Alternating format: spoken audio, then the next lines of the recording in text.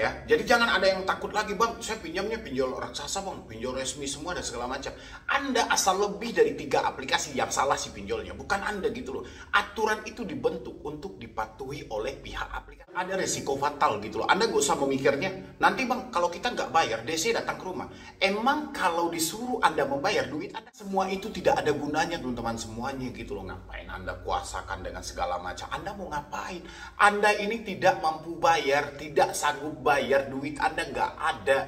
Udah itu simpel aja. Anda ini bukan dalam pembagian harta gonong. Nah, yang saya tahu, orang yang telat bayar pinjol gitu loh, dia sudah tahu ketakutan ketika menerima telepon, kecemasan ketika membaca WhatsApp, tapi dia tidak mau mengganti kartu dengan berbagai macam alasan gitu loh. Yo, assalamualaikum warahmatullahi wabarakatuh. Selamat malam buat teman-temanku semuanya, khususnya yang sudah ada di YouTube Solusi Hutang MB ya. Ini buat Anda semuanya, mana handphone saya tadi. Ini buat Anda semuanya yang baru telat bayar pinjol. Ini Anda makin gila kalau saya rasa makin kesini. Ini banyak banget orang malah memperpanjang tenor gitu loh, mencicil tanpa ada kejelasan. Waduh, azan pula teman-teman. Kita biarkan azan dulu sebentar ya. Nah, jadi kali ini teman-teman semuanya, karena besok kita sudah akhir Mei 2025. Otomatis kita mau berpindah ke bulan berikutnya di bulan Juni 2025. Saya pengen teman-teman semuanya, jangan ada lagi yang mencicil tanpa ada kejelasan. Ya, apa yang saya maksud mencicil tanpa ada kejelasan? Pertama, sejak awal Anda meminjam, itu tidak sistemnya dicicil. Ya, ini pinjaman jangka pendek sekali bayar. Jadi tidak ada tenornya 3 kali bayar, 4 kali bayar. Tiba-tiba ketika Anda telat bayar, muncullah ide dari debt collector atau dari siapapun atau dari inisiatif Anda mencicil. Itu tidak mengurangi hutang Anda sama sekali. Habis itu juga, jangan ada yang memperpanjang tenor. Ya, hanya untuk misalnya Anda jatuh tempo hari ini, hanya untuk 1 minggu Anda relakan bayar 300.000, 500.000, 700.000. Ini juga akan menimbulkan masalah yang besar. Masalah apa yang akan ditimbulkan? Uang Anda habis, hutang Anda tidak berkurang. Yang terakhir adalah jangan ada lagi yang gali lubang tutup lubang. Oke, karena gali lubang tutup lubang itu tidak solusi. Itu malah mengantarkanmu kepada hal yang jauh lebih buruk lagi. Ya, jadi untuk teman-teman semuanya, mulai besok Anda silahkan kompak semuanya. Anda catat nama aplikasi Anda satu persatu. Misalnya Anda telat bayar di Akulaku, di Kredivo, di Kredit Pintar, atau di Shopee, atau di Samir pinjam duit, dan terserah. Yang penting Anda list satu persatu berapa jumlah yang Anda terima dan berapa yang harus dibayarkan. Ya, kalau masih ada Anda yang meminjam lebih dari 3 aplikasi, Anda tentukan aplikasi yang paling pertama sampai yang nomor 3 Anda pinjam. Sisanya Anda coret. Ya, itu sudah sesuai dengan aturan dari otoritas jasa keuangan. Bahwasannya satu orang cuma boleh meminjam 3 aplikasi pinjol. Jadi nggak ada ceritanya lagi Anda minjam 5, 10, 8, 15 dan seterusnya. Itu nggak ada lagi. Jadi satu orang cuma boleh meminjam 3 aplikasi pinjol. Kalau Anda sudah mencairkan 5, 6, 7, itu bonus buat Anda gitu loh. Itu kesalahan dari si pinjolnya, bukan kesalahan dari Anda lagi, karena aturan sudah ada. Untuk memitigasi risiko gagal bayar, tingkat kemampuan dalam mengembalikan. Ya, makanya sesuai dengan COJK, satu nasabah cuma boleh meminjam di 3 aplikasi pinjol ya. Jadi jangan ada yang takut lagi, bang, saya pinjamnya pinjol raksasa bang, pinjol resmi semua dan segala macam. Anda asal lebih dari 3 aplikasi, yang salah si pinjolnya, bukan Anda gitu loh. Aturan itu dibentuk untuk dipatuhi oleh pihak aplikasi, bukan untuk kita yang mematuhi. Ya, contoh kita, wah saya sudah minjam 3 aplikasi nih, yang keempat jangan minjam lagi deh, yang kelima minjam lagi. Itu kesadaran Anda. Tapi kalau pinjol, dia ada aturannya, karena itu ladang usaha mereka. Jangan asal mengirimkan, jangan asal mencairkan. Ingat dulu, kan itu gunanya ada analis untuk menilai tingkat kemampuan dari calon si nasabah ini. Ya, makanya buat teman-teman semuanya, saya pengen Mulai besok semuanya kompak untuk berhenti bayar gitu loh. Ya, kalau Anda masih lebih dari 3 aplikasi, kompak semuanya berhenti bayar. Hitung pinjol 1, pinjol 2, pinjol 3. Yang paling pertama Anda pinjam, sisanya kompak untuk berhenti bayar. Jangan ada lagi gali lubang tutup lubang, pinjam sama tetangga, cari talangan dana, kehancuran yang akan didapat. Tidak ada resiko fatal gitu loh. Anda gak usah memikirnya, nanti bang kalau kita nggak bayar, DC datang ke rumah. Emang kalau disuruh Anda membayar, duit Anda ada. Ingat, Anda masuk ke sini karena uang Anda tidak ada. Jadi tidak ada orang yang melarang Anda untuk bayar pinjol. Tapi kenyataan hidup menyatakan Anda tidak mampu lagi bayar pinjol gitu loh. Jadi jangan Anda bilang, bang kalau kita tidak bayar nanti DC-nya datang ke rumah. Emang kalau Anda mau bayar, ada duit Anda gitu loh. Kalau ada duit, Anda tidak akan ketemu dengan video ini gitu loh. Ya, kalau Anda masih mampu bayar pinjol, Anda tidak akan percaya dengan channel ini. Karena ketidakmampuan, karena duit Anda tidak ada, makanya Anda hadir ke sini.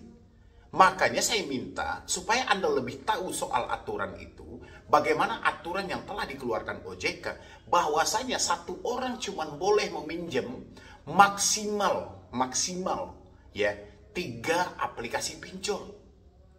Oke, jadi kalau ada Anda yang meminjam 5, 6, 7, semuanya pinjol legal, ya sudah. Ya, aplikasi keempat dan seterusnya, kompak aja untuk berhenti bayar semuanya gitu loh. Kalau Anda diteror, semuanya juga kompak untuk mengganti nomor, habis kekuatan pinjol gitu loh. Tinggal pertanyaannya adalah, mau atau tidak teman-teman semuanya untuk mempraktekkan. Karena yang saya tahu, orang yang telat bayar pinjol gitu loh, dia sudah tahu ketakutan ketika menerima telepon, kecemasan ketika membaca WhatsApp, tapi dia tidak mau mengganti kartu dengan berbagai macam alasan gitu loh.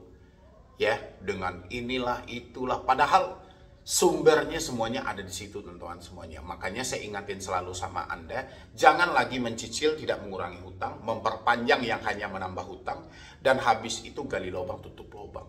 Kalau Anda meminjam lebih dari 3 aplikasi, sudah saatnya Anda semuanya kompak berhenti bayar. Ya, jangan Anda jual-jual aset Anda, jangan Anda gadaikan aset Anda, yang mana itu juga tetap dengan gali lubang tutup lubang. Ya, Anda jual aset Anda hari ini, ekonomi sedang tidak baik-baik saja. Kalau Anda dibenturkan suatu saat dengan keadaan darurat, Anda mau jual apa lagi? Anda mau jual apa lagi? Ini ranah pinjaman online. Bunganya besar, tenornya singkat. Ini yang mau Anda habiskan duit Anda ke sini. Pikir berkali-kali teman-teman semuanya. Maka dari itu saya pengen dari teman-teman semuanya, mulai besok tidak ada cara-cara bodoh yang Anda pakai lagi. Apalagi sampai menyewa-nyewa jasa pengacara lah, sampai ada surat kuasa dan segala macam lah gitu. Karena semua itu tidak ada gunanya teman-teman semuanya gitu loh. Ngapain Anda kuasakan dengan segala macam? Anda mau ngapain?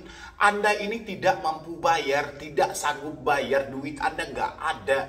Udah itu simpel aja. Anda ini bukan dalam pembagian harta gonong gini. Lain hal kalau Anda dalam pembagian harta gonong gini. Nggak apa-apa Anda cari sewa jasa pengacara, jasa lawyer, nggak ada masalah. Ini kita sedang dibenturkan dalam keadaan tidak mampu bayar.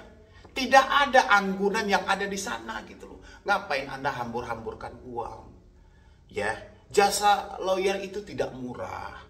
Jasanya mahal. Ya, dan habis itu fungsinya apa teman-teman semuanya? Fungsinya apa dengan begitu? Debt collector pun juga tidak takut kok dalam hal seperti itu. Makanya teman-teman semuanya, coba dipikir lebih matang lagi gitu loh. Dan tergiur dengan jasa backup data, itu nggak ada gitu loh.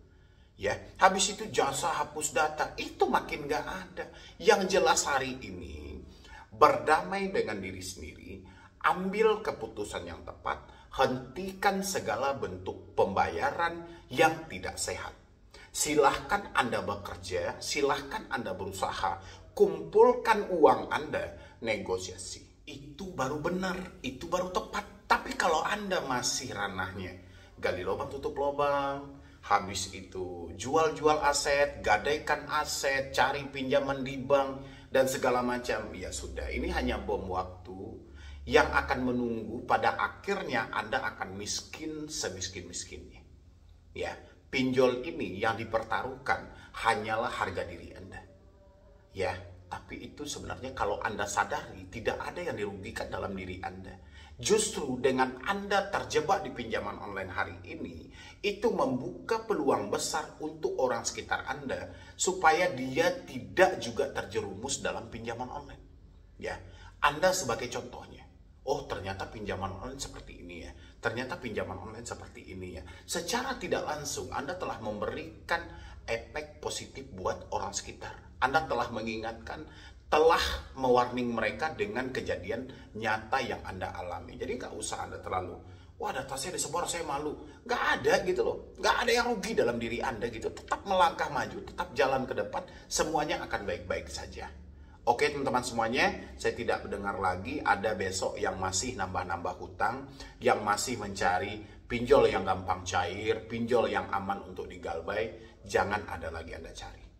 Oke, saat ini Anda terjebak di beberapa aplikasi, silahkan Anda catat, hitung 1-3, lewat dari itu hutang Anda lunas dan tidak perlu Anda bayar lagi. Ya.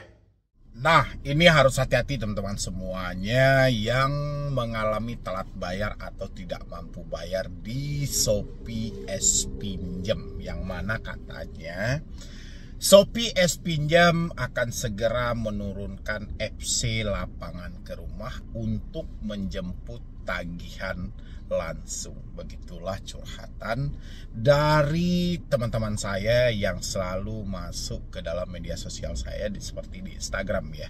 Yang mana dia menyampaikan dia tidak mampu bayar, tidak sanggup bayar, tapi dia ditelepon oleh pihak Shopee ya. Dari S-Pinjamnya katanya kalau tidak melakukan pembayaran juga FC lapangan itu sudah di-standby-kan dan sudah dipersiapkan untuk turun ke daerah masing-masing. Benarkah hal ini Bang? Dan apa yang harus dilakukan? Nah, itu teman-teman semuanya. Jadi saya mau bahas tentang hal itu. Jadi buat teman-teman semuanya yang baru bergabung di channel Solusi Utang MB, coba disupport dulu, coba didukung dulu. Mudah-mudahan channel ini makin berkembang lagi dan saya makin semangat lagi memberikan motivasi dan edukasi, karena satu supportan dari teman-teman semuanya itu sangat berharga teman-teman semuanya. Paling tidak video saya masih bisa direkomendasikan kepada orang-orang yang benar-benar membutuhkan ya. Silahkan. Oke, terima kasih teman-teman semuanya yang sudah mensupport dan mendukung. Selamat siang katanya ya. Kami dari PT ini, kalau Anda tidak melakukan pembayaran juga, ingat data Anda lengkap sama kami, bukti slik OJK, bukti foto KTP, dan data lainnya. Nanti data ini akan diserahkan kepada pihak ketiga ataupun kolektor wilayah. Ya, siapkan dananya lunas, standby-kan materai 10.000. Kita akan konfirmasi ke RT RW di bawahnya S-Pinjam. Takut nggak teman-teman semuanya? Takut dong, pasti takut lah. Siapa yang tidak takut dengan hal seperti ini? Kenapa munculnya rasa takut? Karena Anda sendiri yang salah. Ya, kenapa Anda yang salah? Anda tidak ikhlas menerima kenyataan hari ini sehingga Anda dihantui dengan ketakutan. Coba sejak awal Anda ikhlas. Ya, Anda ikhlas menerima takdir, memang ini sudah fakta hidup ya. Nggak ada lagi gitu, tinggal kita jujur, tinggal kita terbuka. Mungkin bahasa-bahasa seperti ini Anda masih bisa cover sendiri. Ya, bahasa dari S-Pinjam ini bukan sekali dua kali teman-teman semuanya. Dia mau menurunkan FC lapangan, dia mau menurunkan, melimpahkan data kita kepada pihak ketiga. Ini bukan yang pertama kalinya. Tapi sudah sangat sering mereka lakukan. Ya, bahkan dari PT-PT pihak ketiga yang melakukan penagihan itu juga bergonta-ganti. Ada Sianghao, ada Telmak, ada lagi PT-PT apa, pokoknya banyak gitu loh. Bahasa-bahasa seperti ini. Apakah mereka akan menurunkan FC lapangan? S-Pinjam adalah produk Shopee. Ya, mungkin di beberapa kota besar seperti di wilayah Jabotabek mereka sudah ada pihak ketiga untuk menyambung perpanjangan tangan dari sebuah perusahaan. Tapi untuk ke S-Pinjamnya sendiri ya, hal ini masih, kalau orang bilang itu masih dikategorikan 5% dari 100%. Ya, cuma 5% ada yang sudah dikunjungi oleh Shopee PayLater, ya, dan perwakilan sekalian dengan S-Pinjamnya. Tapi mereka ini tidak menyeluruh, teman-teman semuanya. Ya, tidak menyeluruh gitu loh. Dan kebanyakan dari S-Pinjam sendiri itu tidak ada mempunyai debt collector lapangan yang spesifik dari S-Pinjam. Dan apa yang harus kita lakukan, Bang? Yang harus teman-teman lakukan adalah teman-teman harus berdamai dengan diri sendiri. Tetap tenang, tidak ada yang perlu Anda takutkan. Ingat, posisi kita ini tidak mampu bayar. Kita ini bukan mafia pinjaman online. Ya, kita ini bukan perampok pinjaman online. Jadi nggak usah terlalu khawatir berlebihan dalam hal ini gitu loh. Seakan-akan Anda kapasitas Anda itu melebihi dari teroris kayaknya gitu. Enggak. Ya, ingat, debt collector ini hanyalah ujung tombak. Ya, mereka paling ujung, tapi pekerjaan mereka paling berat. Mereka direkrut oleh pihak pinjol itu karena biaya mereka itu lebih murah. Ya, kalau nggak lebih murah, mungkin pihak pinjol lebih melimpahkan kepada pengadilan atau diproses ke jalur hukum. Tapi karena ini jalurnya murah, biayanya murah, jalurnya juga cepat, prosesnya juga cepat, makanya diambillah pihak ketiga ini. Tapi untuk sekelas S-Pinjam, mereka hampir 90% mereka hanya bermain di WhatsApp, telepon, email. Ini hampir 90% gitu loh. Jadi ketika Anda mendapatkan chat WhatsApp bahwasannya Shopee S-Pinjam akan menurunkan semua FC lapangan, ini hanya dilakukan oleh Deskol. Ya, Deskol yang mencoba mengendalikan Anda dari jarak jauh. Contoh kayak perwakilan dari Telmak tadi gitu loh, yang menyampaikan bahwa dia telah mengantongi KTP, foto selfie, data-data lainnya gitu loh. Ya, bahasa-bahasa seperti inilah yang mereka pakai selalu gitu loh. Ya, daripada teman-teman pusing semuanya, Anda yang baru mengalami telat bayar di S-Pinjam, daripada lelah, capek setiap hari mendapatkan chat WhatsApp yang begini, yang begana segala macam, lebih baik ya hapus aja deh WhatsAppnya gitu loh. Daripada ribet-ribet gitu loh ya kan. Ketika Anda mendapatkan WhatsApp, kan ini malah mengganggu proses Anda. Yang seharusnya Anda bisa bekerja, Anda bisa berusaha, akhirnya nggak bisa bekerja lagi. Akhirnya nggak bisa berusaha lagi. Berarti Anda menjadi orang yang merugi. Ya, Anda sibuk menerjemahkan katanya dan katanya setiap hari. Kapan waktunya Anda mau beraktivitas? Ya, kapan waktunya Anda mau bekerja? Kapan waktunya Anda mau mengumpulkan uang? Kapan waktunya Anda mau memulihkan hidup? Makanya daripada Anda sibuk menerjemahkan yang katanya, lebih baik faktanya aja kita cari. Ya, faktanya kita ganti nomor, perkara ini selesai. Itu faktanya gitu loh. Daripada katanya yang kita terjemahkan. Katanya penurunan FC lapangan, katanya pelacaan lokasi, katanya pelimpahan pihak ketiga. Sibuk dengan katanya. Kapan kita mau cari faktanya? Faktanya semua itu tidak ada. Jadi saya harap teman-teman semuanya, ini kan banyak nih, pasti banyak dong nasabah dari S-Pinjam yang mengalami telat bayar dan tidak mampu bayar. Itu jangan terlalu khawatir. Jangan khawatirnya terlalu berlebihan. Saya tanya dulu, coba ketik di dalam kolom komentar. Siapa yang mengalami telat bayar di S-Pinjam? Ketik di dalam kolom komentar. Ya, karena ini cukup viral juga dia. Dari sekelas Shopee, S-Pinjam ini cukup banyak digunakan. Ya, kalau untuk PayLater kan lebih ke limit belanja aja ya kan. Tapi kalau untuk S-Pinjam, dia kan lebih ke pinjolnya, lebih ke P2P lendingnya. Ini sangat banyak juga digunakan gitu loh. Dan sangat banyak orang yang mengeluh tentang S-Pinjam ini.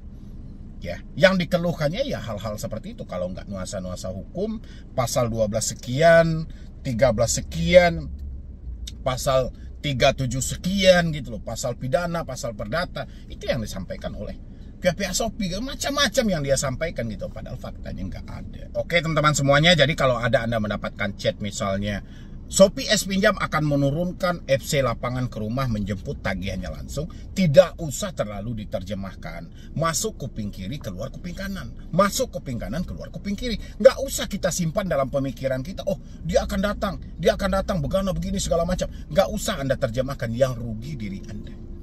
Ya, alangkah baiknya Anda melangkah terus ke depan, perbaiki hidup Anda, persetan dengan segala sesuatunya. Kalau misalnya Anda capek, lelah, dan segala macam, ya kita kan bisa letakkan dulu smartphone kita gitu loh. Kalau misalnya Anda nggak bisa meletakkan smartphone, Anda bergantung dengan smartphone, kan bisa kita ganti dulu nomornya. Kita hapus dulu WhatsApp-nya. Ini demi menyelamatkan kita buat ke depannya. Apakah salah kita Bang mengganti nomor? Justru ketika Anda tidak mau mengganti nomor, Anda yang salah.